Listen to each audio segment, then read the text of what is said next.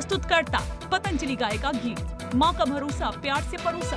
प्रायोजक the all new YONO power to every Indian. Patanjali Dant Kanti toothpaste complete oral health का सच। Search engine का चक्कर छोड़ो और फ्रॉड से बचो। कॉल 9300 300 300। और पतंजलि हनी प्योरिटी के 100 से अधिक पैरामीटर्स पर 100% खराब। अगस्त सीरीज की दमदार शुरुआत। निफ्टी 265 अंक उछलकर 24,250 पर बंद तो सेंसेक्स ने भी लगाई 888 अंकों की छलांग। आईटी, मेटल, एफएमसीजी और फार्मा शेयरों ने भरा जोश। बैंक निफ्टी 450 अंक चढ़कर 57,206 पर बंद। एचडीएफसी बैंक 7 दिनों की एक तरफा गिरावट के बाद 0.25% उछला तो आईसीआईसीआई बैंक ऑफ बड़ौदा और यूनियन बैंक में भी तेजी। लगातार चौथे दिन तेजी के साथ 3 महीने की ऊंचाई पर आईटी इंडेक्स। इन्फोसिस निफ्टी के टॉप गेनर्स में शामिल तो नतीजों के बाद मैनेजमेंट कमेंट्री से केपीआईटी टेक 6% उछला। TCS, Oracle financial, Coforge, HCL tech और एलटीएम भी मजबूत। महिंद्रा ने अपने ट्रक बस डिवीजन को 525 करोड़ रुपए में एसएमएल महिंद्रा को ट्रांसफर करने की दी मंजूरी। 7 अगस्त तक बिजनेस ट्रांसफर एग्रीमेंट पर हस्ताक्षर करेंगी दोनों कंपनियां। स्लम्प सेल के जरिए पूरी होगी ये डील। मणिपाल हेल्थ एंटरप्राइजेस का आईपीओ पहले दिन 15% भरा। प्राइस बैंड 560 से 590 रुपए। अनिल सिंघवी की सलाह, लॉन्ग टर्म रिस्क वाले इन्वेस्टर्स यहां लगाए पैसा। बाजार आज और कल में आप सभी का स्वागत है। इस शो में आज के बाजार का पूरा एक्शन होगा, साथ ही कल के लिए स्ट्रैटेजी और शेयरों में कमाई के शानदार मौके भी होंगे। नमस्कार, आपके साथ मैं हूं स्मिता रशाद। अगर शेयर से जुड़ा कोई सवाल आपके पास है तो आप हमें कॉल कर सकते हैं। हमारा फोन नंबर है 02223001634। हमारा एक और नंबर जिस पर आप हमें कॉल कर सकते हैं, हमारा दूसरा नंबर 02223001635। आप हमें फेसबुक पर @जी बिजनेस ऑनलाइन और एक्स पर @जी बिजनेस पर अपने सवाल भेज सकते हैं। इन दोनों ही जगहों पर #बाजार आज और कल लिखना मत भूलिएगा। और मेरे साथ आपकी कल की तैयारी कराने के लिए जी बिजनेस के मैनेजिंग एडिटर अनिल सिंघवी। इसके अलावा हमारे साथ एक और खास मेहमान हैं, सिटी फिनमार्ट के एमडी विकास सेठी। विकास सर, गुड इवनिंग। आएंगे आपके पास, लेकिन उससे पहले बता दें आज मार्केट का कैसा रहा हाल। तो बाजार ने अगस्त सीरीज की दमदार शुरुआत की है। कारोबार के अंत में निफ्टी 265 अंक चढ़कर 24,250 पर और सेंसेक्स 888 अंक चढ़कर 77,655 पर बंद हुआ। बैंक निफ्टी 450 अंकों की तेजी यहां भी रही और 57,206 पर यह बंद हुआ है। एफएमसीजी, आईटी, मेटल और फार्मा शेयरों में खरीदारी से बाजार को आज सपोर्ट मिला। आज मिड कैप और स्मॉल कैप शेयरों में भी खरीदारी हुई है। दरअसल पिछले 10 में से 9 सीरीज में निफ्टी की पॉजिटिव क्लोजिंग हुई और ये ट्रेंड आज भी बरकरार रहा। जापान, कोरिया जैसे एआई मार्केट में कमजोरी से भारत को फायदा मिला। इससे आईटी इंडेक्स में आज तेज उछाल देखने को मिला। साथ ही रुपए में आज लगातार तीसरे दिन रिकवरी देखने को मिली। आईआईपी में तेज उछाल और एलएनटी के अच्छे नतीजे ने बाजार में जोश भरने का पूरा काम किया। और अब रुक करेंगे आज के बाजार पर एडिटर स्टेक का जी बिजनेस के मैनेजिंग एडिटर अनिल सिंघवी से। जानिए आज के बाजार का हाल। अगस्त सीरीज के पहले दिन बाजार में उम्मीद के मुताबिक हुई जमकर तेजी। डेटा ये दिखा रहे थे कि पिछले 10 में से 9 सीरीज में सीरीज के पहले दिन दमदार तेजी होती है और एक बार जो कमजोरी हुई भी वो सिर्फ 6 पॉइंट की, यानी कि सीरीज के पहले दिन बाजार में जोश दिखता है और वो आज दिखा भी। 250 अंकों के आसपास की बड़ी छलांग लगाकर निफ्टी अपनी ट्रेडिंग रेंज के ऊपरी सिरे के पास 24,250 पर बंद हुआ। 450 अंकों का बड़ा उछाल आपको बैंक निफ्टी में भी नजर आया। 57,200 के करीब बंद होता दिखा। 900 अंकों की बढ़िया तेजी आज दिखी सेंसेक्स में। मिड कैप शेयर भी 1% तो स्मॉल कैप शेयर कहीं बेहतर 1.5% से ज़्यादा की तेजी दिखाते नजर आए, यानी कि पहले दिन दमदार तेजी बनी।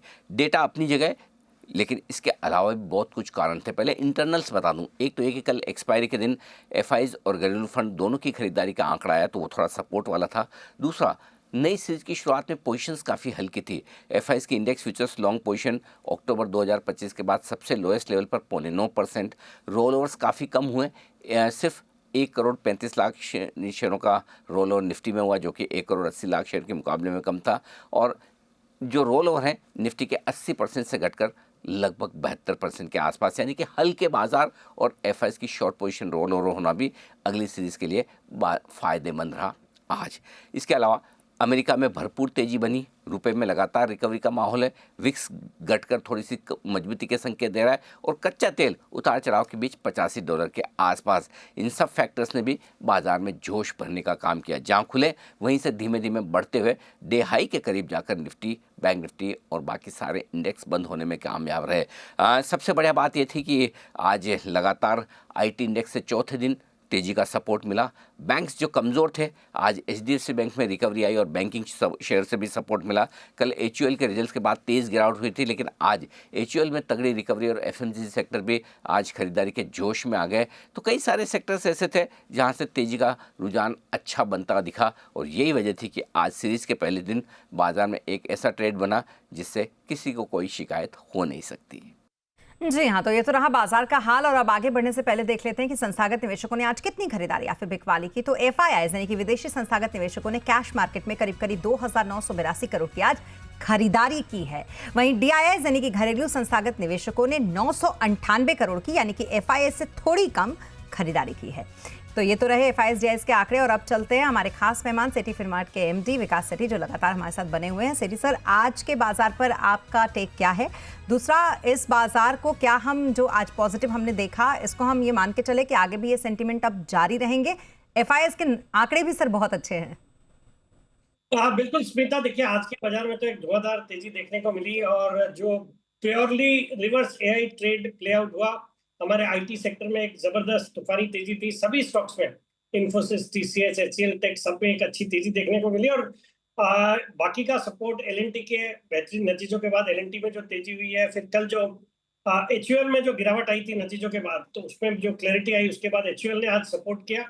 तो all in all it was a great day. But अब जब हम अभी बात कर रहे हैं तो एक तो ग्लोबल क्यूज थोड़े नेगेटिव चल रहे हैं बिकॉज वापस से ट्रंप ने ईरान पे स्टेटमेंट दिया है कि will be hitting them very hard. तो उसके ऊपर क्रूड में एक जबरदस्त तेजी चल रही है, $90 के आसपास वापस से आ गया है क्रूड।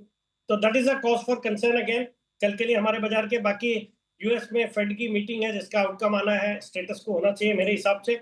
बट थोड़ा अनसर्टेनिटी, थोड़ी वोलेटिलिटी है, बट हमारे यहाँ सेंटिमेंट्स बहुत ही मजबूत है। मुझे लगता है अगर ये जो भी इवेंट्स है, जो भी न्यूज़ है, ग्लोबल क्यूज है, ज्यादा खराब नहीं होते हैं तो we are actually very positive. मुझे लगता है बाजार में कोई भी इस कारण से अगर गिरावट भी आती है तो अच्छी क्वालिटी के स्टॉक्स में खरीदारी करने का ही मौका है। हमारे यहाँ सेंटिमेंट्स पॉजिटिव है। जो हमने पिछले साल डेढ़ साल से अंडर परफॉर्मेंस किया, मुझे लगता है उसको अब मेकअप करने की तैयारी में है भारतीय बाजार। तो I remain bullish on the markets. बिल्कुल, चलिए इसी पॉजिटिव नोट के साथ करवाते हैं लोगों की ट्रेड की तैयारी। सर, तो सबसे पहले पोजिशनल ट्रेड से शुरुआत करते हैं। कौन सी पोजिशनल पिक आज आप लेकर आए हैं? अस्मिता, पोजिशनल पिक मेरी रहेगी पूना वाला फिनकॉर्प जो आज 481 के आसपास बंद हुआ है।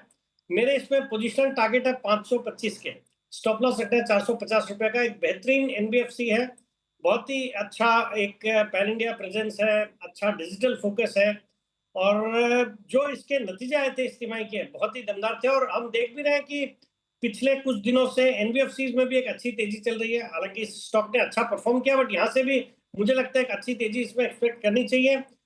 एसेट क्वालिटी बेहतरीन है, फिर कंपनी जिस तरीके के कदम उठा रही है, मुझे लगता है आगे भी अच्छी ग्रोथ जारी रहेगी। तो खरीदारी करनी है पूना वाला फिनकॉर्प में for a target of 525, stop loss of 450। Okay, तो 525 की टारगेट के लिए आप कर सकते हैं पूना वाला फिनकॉर्प में खरीदारी। यहाँ पर आपको सलाह दी गई है ये विकास सेठी की तरफ से। और इसी के साथ सर, लॉन्ग टर्म के लिए आज कौन सा पिक आप लेकर आए हैं? अब बिल्कुल लॉन्ग टर्म में मेरा जो स्टॉक है एक पसंदीदा स्टॉक रहा है जिसने बहुत अच्छे रिटर्न्स भी दिए हैं। ग्राइंडवेल नॉर्टन में खरीदारी करनी है। 2118 के आसपास आज बंद हुआ है। 2600 के मेरे इसमें 9 से 12 महीने के टारगेट है। 1850 रुपए का स्टॉप लॉस रखना है। ये एक French multinational Saint Gobain group की कंपनी है जिसमें उनकी कुछ 51% की हिस्सेदारी और एक कंपनी एब्रेसिव्स, रिफ्रैक्टरीज, सेरेमिक्स और सिलिकॉन कार्बाइड ये सब बनाती है। और इन्होंने हलोन में एक नई फैसिलिटी भी शुरू करी है। फिर इनका एक जापानीज कंपनी है शिंगावा रिफ्रैक्टरीज, उनके साथ एक जेवी भी है। फंडामेंटल्स बहुत ही अच्छे हैं, एक डेट फ्री कंपनी है, अच्छे रिटर्न रेशियोज है। Return on capital employed is close to 21%। FIDs भी अराउंड 24-25% हिस्सेदारी रखते हैं जिसमें कुछ अच्छे नाम है, एसबीआई है, आईसीआईसीआई, पुरू, निप्पॉन वगैरह। मुझे लगता है इस स्टॉक को करंट लेवल्स पे बिल्कुल खरीदना चाहिए। मेरे इसमें लॉन्ग टर्म टारगेट है 2600 के, स्टॉप लॉस रखना 1850।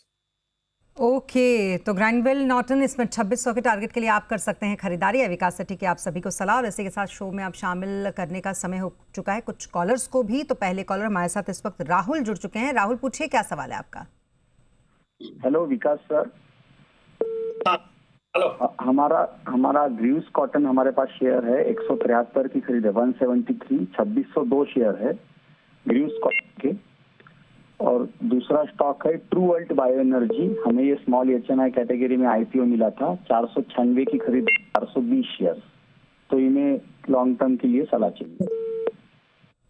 ओके, क्या करें सर इन दोनों स्टॉक के साथ? ये देखिए, पहले तो ग्रीव्स कॉटन बहुत अच्छे लेवल्स पे लिया और वहां से अच्छा मुनाफा इनको हो रहा है। एक बहुत ही अच्छी क्वालिटी कंपनी है, कई बार रिकमेंडेड रहता है ये स्टॉक। और इसमें जो एक इनकी ग्रीव्स मोबिलिटी का जो एक कार्व आउट होके जो वैल्यू अनलॉकिंग होनी है वो एक प्ले आउट होएगा। मुझे लगता है स्टॉक अभी भी यहाँ से अच्छा करेगा, डिस्पाइट द फैक्ट कि व्यूअर अच्छे प्रॉफिट पे है, यहाँ पे भी होल्ड करने की सलाह है। और जहां तक ट्रू वर्ल्ड का सवाल है, ये एथेनॉल वाली कंपनी है और आज इसके शायद कल नतीजे आए थे, नतीजे दमदार थे। उसके बाद हमने एक अच्छी तेजी देखी आज, बट मुझे लगता है यहाँ से भी अच्छे अपसाइड होने चाहिए, तो इसको होल्ड करने की सलाह true world bio energy. Okay, तो फिलहाल दोनों ही स्टॉक्स को होल्ड करने की सलाह। और यहाँ पर कुछ सवाल जो हमें एसएमएस के जरिए आते हैं वो भी हम हर बार शो में शामिल करने की कोशिश करते हैं। तो हमारे पास एक सवाल आया है मुंबई से प्रवीण जी का। IRCTC है सर इनके पास, 485 शेयर है 799 के भाव पर। फिलहाल ये क्या करे क्योंकि घाटा काफी है इनको? देखिए, IRCTC ने बहुत ही डिसअपॉइंट किया है और एक रेलवे स्टॉक्स वैसे भी चल नहीं रहे और विद इन स्पेस भी इसने अंडर परफॉर्म किया है बाकी रेलवे स्टॉक्स को। मेरा एक बहुत ज्यादा इस पे झुकाव नहीं रहता है। मुझे लगता है इसमें जो रेलवे स्टॉक्स में भी जैसे IRFC है या RVNL, इरकॉन, ये सब स्टॉक्स ज्यादा पसंद आते हैं। मुझे लगता है IRCTC में लॉस बुक करके अगर इन तीनों में से कोई स्टॉक में स्विच करेंगे तो ज्यादा बेहतर होगा। तो स्विच की सलाह है IRCTC। ओके, हमारे साथ एक और कॉलर इस वक्त जुड़ चुके हैं, मनिंदर सिंह जी मुंबई से। मनिंदर जी, पूछिए क्या सवाल है आपका। मैम, मेरा सवाल ये है कि मेरे पास ईज माई ट्रिप के 10,000 शेयर हैं 13 रुपए 31 पैसे पे, और आइडिया फूड्स के 500 शेयर हैं 435 रुपए पे। ओके, क्या करें सर ये दोनों स्टॉक्स के साथ फिलहाल?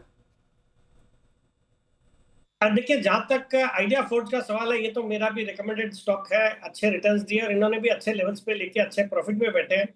इस स्टॉक को होल्ड करने की सलाह है। ये ड्रोन्स की one of the leading manufacturers है और ड्रोन वाला जो सेगमेंट है वो अच्छा कर रहा है, तो आइडिया फोर्ज तो होल्ड करने की सलाह है। और दूसरा, ईज माई ट्रिप पे मुझे मैं बहुत ज्यादा कंफर्टेबल नहीं हूँ। मुझे लगता है कोई भी अपॉर्चुनिटी पे एग्जिट करने की सलाह रहेगी इस स्टॉक से। ओके, हमारे पास एसएमएस के जरिए जो सवाल आते हैं उसमें से एक और सवाल शो में शामिल करते हैं। तो रविंद्रन जी का सवाल है, ये तेलंगाना से इन्होंने भेजा है। कल्याण ज्वेलर्स खरीद रखा है सर इन्होंने, 400 शेयर ले रखा है 456 के भाव पर। फिलहाल क्या करेंगे? पहले तो बधाई उनको, बहुत अच्छे लेवल्स पे लिया और अच्छे मुनाफे पे बैठे हैं, बट जिस तरह के तोड़फोड़ नतीजा इस तिमाही के, मुझे लगता है स्टॉक यहाँ से भी अच्छे अपसाइड का दमखम रखता है, तो करंट लेवल्स पे होल्ड करने की सलाह। ओके, एक और सवाल जो हमें महाराष्ट्र से महेश जी का आया है। आइनॉक्स विंड खरीद रखा है सर इन्होंने, 3500 शेयर ले रखे हैं 126 के भाव पर। फिलहाल इनको क्या करना चाहिए? देखिए, अच्छे खासे नुकसान पे है ये इस स्टॉक में। स्टॉक परफॉर्म भी नहीं कर रहा और आगे भी जल्दी बहुत अच्छा परफॉर्मेंस आएगा ऐसा नहीं लगता, बट करंट लेवल्स पे होल्ड करने की सलाह। मुझे लगता है यहाँ से डाउनसाइड रिस्क लिमिटेड है और विंड एनर्जी वाला सेक्टर वैसे प्रॉमिसिंग है बट परफॉर्मेंस नहीं आ रही है।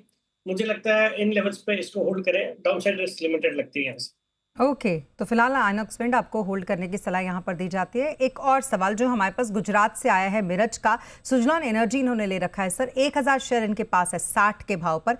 फिलहाल इस मार्केट में इनको क्या करना चाहिए? अगेन सिमिलर सेक्टर से ये कंपनी है जैसे आइनॉक्स विंड की अभी हमने चर्चा करी। सुजलॉन एनर्जी भी सिमिलर स्पेस से है, पूरा सेक्टर ही डिसअपॉइंट कर रहा है। बट मुझे लगता है जिन लेवल्स पे ये स्टॉक्स आ गए, तो मुझे लगता है जितने भी नेगेटिव्स थे वो प्राइस सुजलॉन के हाल ही में नतीजे आए 2-3 दिन पहले, उसके बाद भी हमने अच्छी खासी गिरावट देखी है। बट ये जो 47 रुपए के लेवल्स है, यहाँ से मुझे लगता है डाउनसाइड रिस्क ज्यादा नहीं रहेगी। तो अभी इन्होंने उछाल लिया हुआ, यहाँ पे होल्ड करें और फिर अगर कोई उछाल आता है और अपॉर्चुनिटी मिलती है तब एग्जिट करके किसी दूसरे सेक्टर में स्विच करने की सलाह रहेगी। ओके, हमारे साथ एक और कॉलर इस वक्त जुड़ चुकी हैं, दिशा आगरा से। दिशा, पूछे क्या सवाल है आपका? Good evening, ma'am. I'm Jajmendra Sethi, sir, and wish you a very happy Guru Purnima, sir. Sir आप हमें बहुत गाइड करते हैं, बहुत अच्छे सजेशन देते हैं, thank you so much ma'am. जय जिनेंद्र, आपको भी बहुत बहुत बधाई गुरु पूर्णिमा की। Thank you so much. Ma'am, I have two queries. I have Rico Auto, 1200 shares at the rate 142, and I have Stallion India, 1600 shares at the rate 251, and I have a 1.5 year target. Okay, क्या करें sir अपने दोनों stock के साथ ये फिलहाल? एक तो रिको ऑटो इन्होंने ले रखा है, करंट लेवल्स के आसपास ही लिया है। मुझे लगता है अच्छा करना चाहिए ये स्टॉक। ऑटो कंपोनेंट स्टॉक पे ऐसे भी मैं बुलिश हूँ, एंड एक अच्छी कंपनी है। मुझे लगता है बिल्कुल होल्ड करें। साल डेढ़ साल का इनका नजर है, तो मुझे लगता है 200 सवा 200 के लेवल्स डेफिनेटली आने चाहिए, which would be a good return from the current levels. दूसरा स्टॉक कौन सा बताया इन्होंने? स्टेनली इंडिया बोला सर। स्टेनली इंडिया, ये स्टॉक Stallion India. सॉरी दिशा जी, कौन सा स्टॉक है आपका दूसरा? Ma'am, Stallion India. Stal- SCA. Okay, Stallion India है sir. Stallion India, sorry Smita, इस स्टॉक को मैं ट्रैक नहीं करता हूं, तो I would not be able to offer my comment on the same. Okay, चलिए हमारे पास एसएमएस के जरिए जो सवाल आते हैं वो भी हम शो में शामिल करेंगे, लेकिन उससे पहले झारखंड से हमारे साथ अंकित जी फोन लाइन पे जुड़ चुके हैं। अंकित जी पूछिए, क्या सवाल है आपका? हाँ जी, विकास सर, गुड इवनिंग विकास सर। विकास सर, मेरे पास दो शेयर हैं। एक है मेरे पास जियो फाइनेंस है, जो कि मेरे पास 2350 है, जिसकी खरीद मेरी 260 रुपये है। मैं एवरेज करते करते 260 पे आ गया हूँ, और 2350 शेयर है। और सर दूसरा शेयर मेरे पास टाटा टेक है, जो कि 150 शेयर और 1070 की खरीद है। सर मेरे को दोनों काफी लंबा लॉस हो रहा है, और जियो फाइनेंस सर क्या मैं होल्ड कर सकता हूँ या एग्जिट कर लूँ? और इसका 1 साल के आसपास का नजरिया रहेगा मेरा, तो इसमें क्या टारगेट रहेगा सर जियो फाइनेंस में? प्लीज मेरे को करें सर। क्या करें सर? बिल्कुल, देखिए जहां तक जियो फाइनेंशियल का सवाल है, इस तिमाही के नतीजे बहुत ही दमदार थे। आज हमने इस स्टॉक में एक अच्छी तेजी देखी, और ऐसे भी मुझे लगता है जिन लेवल्स पे ये स्टॉक है, यहाँ पे बिल्कुल होल्ड करना चाहिए। आपने भी इसको एवरेज करते हुए अपनी कॉस्ट को करंट मार्केट प्राइस के आसपास आ गया है आपका। मुझे लगता है ज्यादा नुकसान नहीं है आपको। 260 के आसपास की आपकी खरीदी है, तो डेफिनेटली आपको तो प्रॉफिट जल्दी हो जाएगा। बाकी मेरा इसमें जिस तरह से ये कंपनी काम कर रही है, जो कुछ बड़े टाई अप्स करे हैं, ब्लैक रॉक के साथ भी म्यूचुअल फंड लॉन्च करा है, और डिजिटल फोकस है, और रिलायंस की पेडिग्री है, मुझे लगता है ये स्टॉक 300 350 के लेवल्स डेफिनेटली आ सकते हैं साल डेढ़ साल में, तो होल्ड करने की सलाह है और जियो फाइनेंशियल में। और जहां तक टाटा टेक्नोलॉजीज का सवाल है, इस स्टॉक ने काफी डिसअपॉइंट किया है वैसे, बट एक अच्छी कंपनी है, और करंट लेवल से मैं बुलिश हूँ, तो होल्ड करने की सलाह है, डिस्पाइट द फैक्ट कि आपको अच्छा खासा नुकसान हो रहा है। बट यहाँ पे मुझे लगता है होल्ड करना चाहिए आपको, और अगर समय देंगे तो मुझे लगता है इस स्टॉक में भी यहाँ से अच्छे अपसाइड देखने को मिलनी चाहिए। ओके, हमारे साथ एक और कॉलर प्रकाश इस वक्त जुड़ चुके हैं दिल्ली से। प्रकाश जी पूछिए, क्या सवाल है आपका? मैम मेरा सवाल, मेरे पास टीसीएस के 1500 शेयर हैं 2200 के भाव पे इसको, और जियो फाइनेंस के करंट प्राइस पे भी मैंने लिया है 40 शेयर। तो क्या करना है इन पे? हमारा लॉन्ग टर्म व्यू 6 महीने 1 साल का। ओके, तो जियो फाइनेंस पे तो सर बता चुके हैं, लेकिन सर टीसीएस पर क्या कर रही हैं? बिल्कुल, जियो फाइनेंस पे तो अभी थोड़ी देर इसके प्रीवियस क्वेरी पे मैंने डिटेल्स में बताई है। उस पर बुलिश और 300 350 तक के टारगेट के लिए मुझे लगता है होल्ड करना चाहिए। और जहां तक टीसीएस का सवाल है, ये वापस से आईटी स्टॉक्स में एक अच्छी तेजी शुरू हुई है। वैल्यूएशन के पर्सपेक्टिव से बहुत ही सस्ते वैल्यूएशन पे ये सब आईटी स्टॉक्स ट्रेड कर रहे हैं, मल्टी ईयर लो वैल्यूएशन पे ट्रेड कर रहे हैं। मुझे लगता है यहाँ से और अपसाइड आनी चाहिए, और इन्होंने अच्छे लेवल्स पे पिक किया है, 2200 के आसपास की खरीदी है, तो मुझे लगता है यहाँ पे होल्ड करें, और आने वाले दिनों में इस पे यहाँ से अच्छा अपसाइड और होना चाहिए। हमारे साथ एक और कॉलर इस वक्त जुड़ चुके हैं, माधव चंडीगढ़ से। माधव जी पूछिए, क्या सवाल है आपका? सर गुरु पूर्णिमा की बहुत बहुत बधाई। आपने आज मेरा दिन बना दिया। मेरा सवाल जो है एक्साइड इंडस्ट्रीज पे है।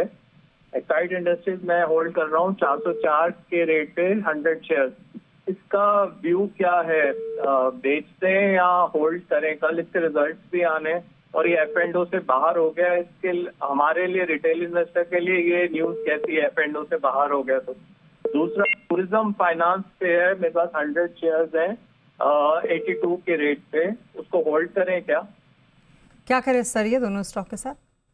बिल्कुल, पहले तो धन्यवाद आपको गुरु पूर्णिमा की, आपको भी ढेरों ढेरों शुभकामनाएं। जहां तक एक्साइड इंडस्ट्रीज का सवाल है, एक अच्छी कंपनी है, और मुझे लगता है कल जो नतीजे आएंगे, नतीजे अच्छे रहने चाहिए। स्टॉक ने पिछले कुछ दिनों में एक अच्छी तेजी करी है और आपने अच्छे लेवल्स पे लिया है, प्रॉफिट पे बैठे हैं, बट इसको राइड करिए। और जहां तक इसका F&O से निकल के अब कैश सेगमेंट का स्टॉक हो गया, तो रिटेल इन्वेस्टर्स के लिए मेरे हिसाब से एक अच्छी बात है। जब F&O से निकल जाते हैं तो वोलेटिलिटी थोड़ी कम हो जाती है, बिकॉज आपको शॉर्ट सेल करना पॉसिबल नहीं होता। तो मुझे लगता है it's a good news for retail investors जो आपने पूछा।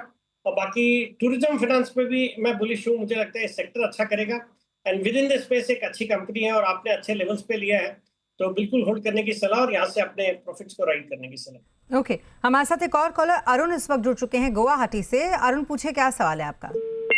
नमस्कार मैडम और सेठी सर, नमस्कार सर। मेरे केएनआर कंस्ट्रक्शन का 2000 शेयर @ऑफ 200 का है और इरकॉन का शेयर 2000 है @ऑफ 180।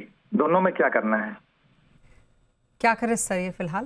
देखिए, जहां तक इरकॉन का सवाल है, अभी थोड़ी देर पहले मैंने रेलवे स्टॉक्स के संदर्भ में इस स्टॉक को रिकमेंड किया है। करंट लेवल्स पे तो अच्छा लगता है, आपने ऊंचा खरीदा है, बट यहाँ पे होल्ड करने की सलाह है। और अगर आप चाहें तो इन लेवल्स पे थोड़ा एवरेज कर सकते हैं। इरकॉन पे मैं यहाँ से बुलिश हूँ। और जहां तक केएनआर कंस्ट्रक्शन का सवाल है, ये भी कंपनी अच्छी है with in the infra space. हालांकि सेक्टर ने परफॉर्म नहीं किया। सरकार बहुत कुछ कर रही है इंफ्रा स्पेस में, बट कुछ दिक्कतों की वजह से सेक्टर परफॉर्म नहीं कर रहा। बट मुझे लगता है इसका भी सेक्टर का भी टाइम आएगा और विद इन द स्पेस एक अच्छा स्टॉक है। मुझे लगता है इन लेवल्स पे होल्ड करें और अगर आपके पास ऐड करने के लिए इन्वेस्टेबल फंड्स है तो मुझे लगता है इन लेवल्स पे केएनआर कंस्ट्रक्शन को भी खरीदा जा सकता है। ओके, चलिए इसी के साथ लेंगे यहाँ पे एक छोटा सा ब्रेक के बाद एसएमसी ग्लोबल के नितिन मुदारका से जानेंगे कल के लिए ऑप्शन कॉल्स। आप बने रहे हमारे साथ।